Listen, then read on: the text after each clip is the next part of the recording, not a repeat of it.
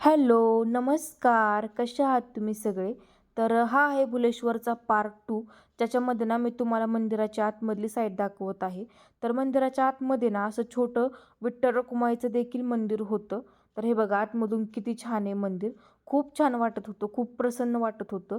कारण आतमधून खूप छान होतं हे मंदिर आणि ना मेन पिंडीच्या इथलं काही मला शूट घेता आलं नाही कारण तिथं अलाउड नव्हतं.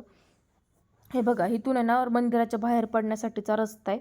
तर इथून बघा किती छान दिसतंय पूर्ण आजूबाजूचं वातावरण आणि इथून आहेत ना खाली जाण्यासाठीच्या पायऱ्या होत्या जिथून आपण डायरेक्ट आहे ना मंदिराच्या बाहेर पडू शकतो. आणि हे आहे ना मंदिराची बॅक साईड आहे तुम्ही बघू शकता. तर बघा आजूबाजूचं वातावरण किती छान आहे. खूपच छान वाटत होतं. गर्दी तर काहीच नव्हती. खूप कमी गर्दी होती त्यामुळं खूप छान दर्शन झालं.